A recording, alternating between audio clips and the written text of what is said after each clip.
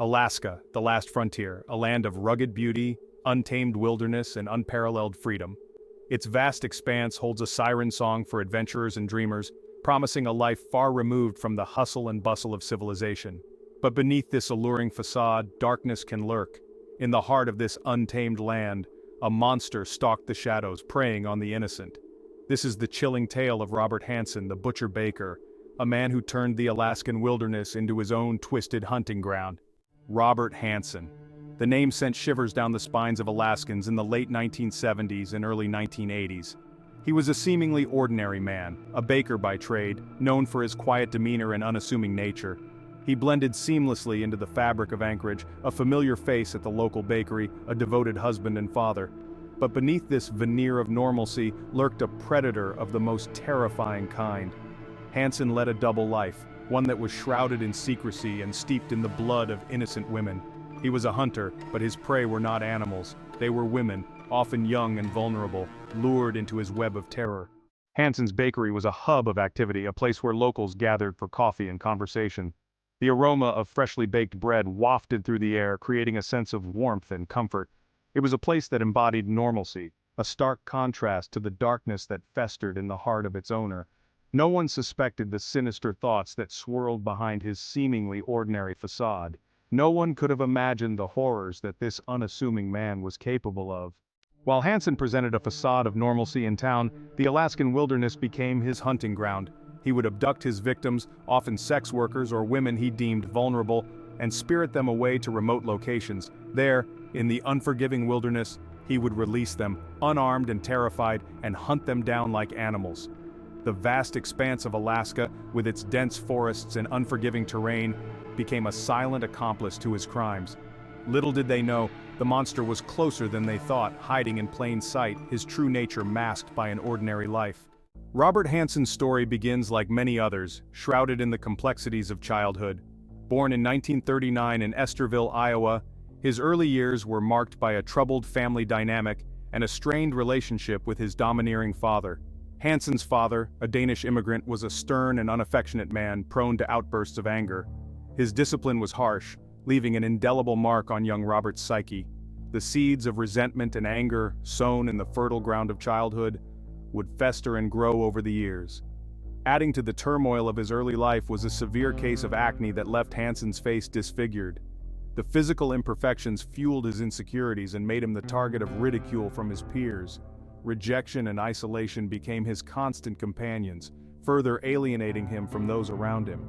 These formative experiences shaped Hansen's worldview, retreating further into himself, finding solace in fantasies of power and control. As Hansen grew older, his troubled childhood manifested in increasingly disruptive behavior. He struggled to form meaningful connections, his social awkwardness and simmering resentment pushing others away. School held little appeal, and he found himself at odds with authority figures. Petty theft and vandalism became his outlets, small acts of rebellion against a world he felt had wronged him. Each transgression, each brush with the law, fueled a growing sense of alienation and defiance. His troubled adolescence culminated in a series of arrests for arson, a disturbing glimpse into the depths of his rage and the destructive impulses that simmered beneath the surface. The fires, set with calculated precision, were not merely acts of vandalism, but expressions of a deeper, more sinister desire.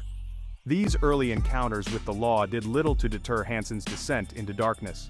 The troubled youth, consumed by his own demons, was on a collision course with destiny. In 1960, seeking a fresh start and an escape from his troubled past, Hansen enlisted in the United States Army Reserve. Military life, with its rigid structure and emphasis on discipline, offered a temporary respite from the turmoil that had plagued his youth. However, his reprieve was short-lived. After just 1 year of service, Hansen received a medical discharge, diagnosed with a personality disorder.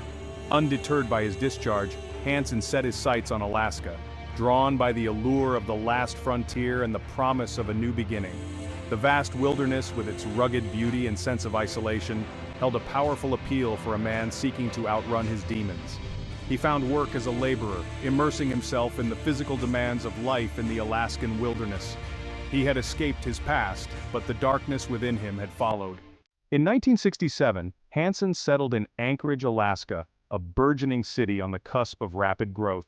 He married, started a family, and established himself as a respected member of the community.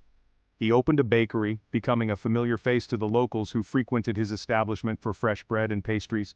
Hansen's Bakery, a testament to his skills as a baker, soon gained a loyal following. He was known for his meticulous attention to detail and the quality of his creations.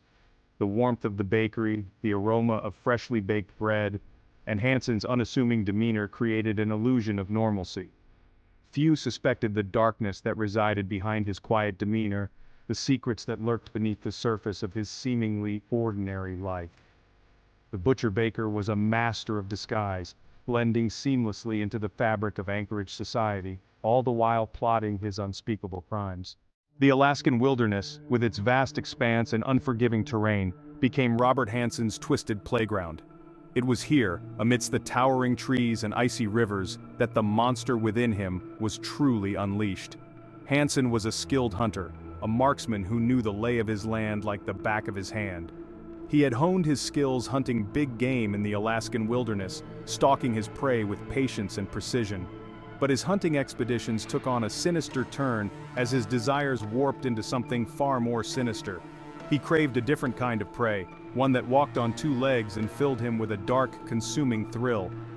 Hansen's victims were often chosen from the margins of society, women he deemed vulnerable and easily disposable. Many were sex workers struggling with addiction and desperate for money. Hansen's methods were often simple but effective. He would offer his victims a ride, claiming to be heading in their direction, or offering to help them out with a problem. He would take them to his bakery, where the warm aroma of bread and pastries masked the scent of evil that clung to the air. He would offer them coffee, engaging them in conversation, learning their vulnerabilities, their fears, their dreams. He was a master manipulator, playing on their desperation, their need to be seen, to be heard. Once he had their guard down, he would strike. Hansen's Bakery was not just a place of business, it was a carefully constructed facade, a tool in his arsenal of deception. The unsuspecting women, lured by the promise of a hot meal or a sympathetic ear, had no idea that they were walking into a carefully laid trap. Section 3. Into the Abyss. Hansen owned a small airplane, a Cessna 172, which he used to transport his victims to the remote wilderness areas outside of Anchorage. The plane, a symbol of freedom and adventure for most, became a sinister tool in Hansen's hands, a chariot carrying his victims to their doom. He would fly them deep into the Alaskan wilderness, landing on secluded airstrips or frozen lakes, far from civilization and any hope of rescue. The women, often bound and gagged, were completely at his mercy, their terror echoing through the vast emptiness of the Alaskan wilderness. The flight itself was a terrifying ordeal for Hansen's victims. The small plane, buffeted by wind and turbulence, offered no escape from the man they now knew to be a monster. As the plane touched down on the cold, unforgiving ground, the women were faced with the horrifying reality of their situation. Section 4. A macabre ritual. Once he had his victims in his clutches, Hansen's true nature revealed itself in its full, terrifying glory. He would release the women into the wilderness, often naked and unarmed, and then stalk them through the undergrowth, relishing their terror as they desperately tried to evade his grasp. This hunt, this macabre game of cat and mouse, was an essential part of Hansen's ritual, a twisted expression of his need for power and control. The women, fleeing for their lives, were no match for his knowledge of the terrain, his skills as a hunter, or his utter lack of mercy. Hansen armed himself with a hunting rifle and a knife, tools that had once been used to sustain him in the wilderness, now transformed into instruments of terror. He would toy with them, allowing them to think they had escaped, only to run them down and recapture them, prolonging their agony, savoring their fear. Section 5. Whispers in the Wind. For years, the missing women of Anchorage remained a haunting mystery. Their disappearances, often shrouded in secrecy and speculation, fueled rumors and fear throughout the community. Some whispered of a serial killer preying on the vulnerable, while others dismissed the disappearances as tragic but isolated incidents. The vastness of the Alaskan wilderness, while breathtaking in its beauty, also served as a silent accomplice to Hansen's crimes, swallowing the evidence of his brutality, hiding his victims from the eyes of the world. The families of the missing women were left with unanswered questions, their grief compounded by the agonizing uncertainty surrounding the fate of their loved ones. The police, initially dismissive of the idea of a serial killer operating in their midst, began to connect the dots. noticing patterns in the disappearances, the profiles of the victims, the whispers in the wind. The summer of 1983 brought a turning point in the case of the missing women. A young woman, Cindy Paulson, managed to escape from the clutches of Robert Hansen, her survival a testament to her courage and the will to live. Her desperate flight through the streets of Anchorage, barefoot and terrified, would shatter the veil of secrecy that had shielded Hansen's crimes for so long. Cindy's ordeal began like many others. She was a sex worker, struggling with addiction when Hansen offered her a ride, promising money in exchange for companionship. Lured by the promise of easy money, she got into his car, unaware of the nightmare that awaited her. Hansen drove Cindy to his home, a seemingly ordinary residence on the outskirts of Anchorage. It was there, within the walls of that unassuming house, that the mask slipped, and the monster beneath revealed itself in its full, terrifying glory. Cindy was bound, gagged, and subjected to unimaginable horrors, her screams for help swallowed by the silence of the house. But Cindy refused to be just another victim. Cindy Paulson's escape from Hansen's clutches was nothing short of miraculous. She managed to break free from her restraints and flee the house, her bare feet pounding the pavement as she ran for her life. She was disoriented, terrified, but driven by an unyielding will to survive. A passing truck driver, alerted by Cindy's cries for help, stopped to assist her. She was hysterical, her clothes torn, her story almost too horrific to believe. She spoke of a man who had held her captive, who had tortured her, who had planned to take her to a remote cabin in the Alaskan wilderness. The truck driver, recognizing the signs of a woman in distress, took Cindy to a nearby motel and immediately contacted the police. Her story, though fragmented and colored by terror, sent shockwaves through the Anchorage Police Department. Could this be the break they had been waiting for, the key to solving the mystery of the missing women? Cindy's description of her captor, while incomplete, bore striking similarities to a man who had been on the periphery of the investigation for some time, Robert Hansen, the unassuming baker. The police, armed with Cindy Paulson's harrowing testimony and their suspicions about Robert Hansen, began to build their case. They delved into Hansen's past, uncovering a history of troubled behavior, a pattern of violence against women that had long gone unnoticed. They interviewed former girlfriends who spoke of Hansen's controlling nature, his fits of rage, his obsession with hunting and the Alaskan wilderness. The pieces of the puzzle were beginning to fall into place, painting a chilling portrait of a man leading a double life. Investigators obtained a search warrant for Hansen's home, his bakery, and his airplane. The search yielded a treasure trove of incriminating evidence, including jewelry belonging to several missing women, firearms, and a map of the Alaskan wilderness marked with cryptic symbols. The map, later dubbed Hansen's Hunting Grounds, sent shivers down the spines of the investigators. It was a chilling testament to the calculated nature of his crimes, a roadmap to the final resting places of his victims. Confronted with the overwhelming evidence against him, Robert Hansen, the unassuming baker, the seemingly ordinary family man, crumbled. He confessed to the abduction, rape, and murder of numerous women, his detailed account of his crimes sending shockwaves through the community and beyond. Hansen's confession was a chilling glimpse into the mind of a serial killer, a man driven by a twisted need for power and control. He described his victims as game, his hunts as a form of recreation, his crimes devoid of remorse or empathy. He led investigators to the shallow graves of his victims, scattered throughout the vast Alaskan wilderness. The discovery of their remains, many of them bearing the marks of torture, confirmed the worst fears of the families who had waited years for answers. The arrest and confession of Robert Hansen sent a collective sigh of relief through Anchorage. The monster who had haunted their streets, who had preyed on their most vulnerable, had finally been unmasked. But the scars of his crimes, the pain and loss inflicted on so many families, would linger long after his conviction. The investigation into Robert Hansen's crimes revealed the true extent of his depravity. The map recovered from his home, marked with cryptic symbols, led investigators to the burial sites of 17 women. However, it is believed that the true number of his victims may never be known. The Alaskan wilderness, once a symbol of freedom and adventure, had become a hunting ground for a monster, a silent graveyard where the cries of his victims had gone unanswered for years.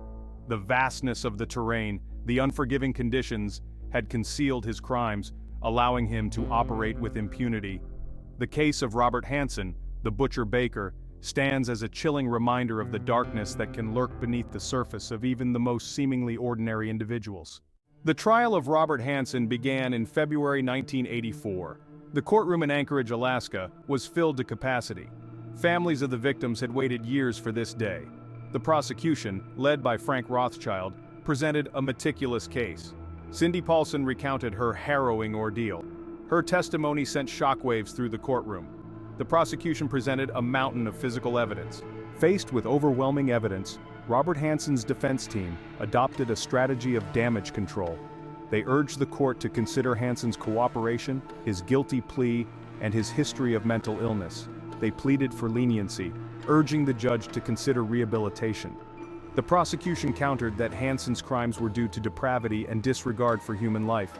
The families of the victims, filled with grief and anger, demanded justice. On February 28, 1984, Judge Ralph E. Moody sentenced Robert Hansen to 461 years in prison without the possibility of parole, ensuring that he would spend the rest of his days behind bars. The sentence, one of the harshest ever handed down in Alaska at the time, reflected the gravity of his crimes and the lasting impact they had had on the community. In his closing statement, Judge Moody addressed Hansen directly, his words echoing the sentiments of a community forever scarred by his actions. "Mr. Hansen," he said, "you have forfeited your right to walk among us as a free man. Your crimes are a stain on the soul of this state, and your name will forever be synonymous with evil." Hansen, his face pale and drawn, showed little emotion as the sentence was read. He had been granted the opportunity to address the court but declined, choosing instead to accept his fate in silence. The butcher-baker, the monster who had haunted the Alaskan wilderness, had finally been brought to justice. The conviction of Robert Hansen ended his reign of terror, but the shadow of the butcher-baker loomed over Anchorage. His meticulously planned crimes shook the community, shattering the illusion of safety. Families of victims struggled with their loss, their lives forever changed. Their loved ones were gone, lives extinguished in horrific circumstances. The pain lingered, a constant ache. The case cast a shadow over law enforcement, raising questions about Hansen's evasion. His ability to blend in, and the remote wilderness created a perfect storm for a predator. The case highlighted the challenges of investigating crimes in vast areas. The legacy of Robert Hansen's crimes extends far beyond Alaska.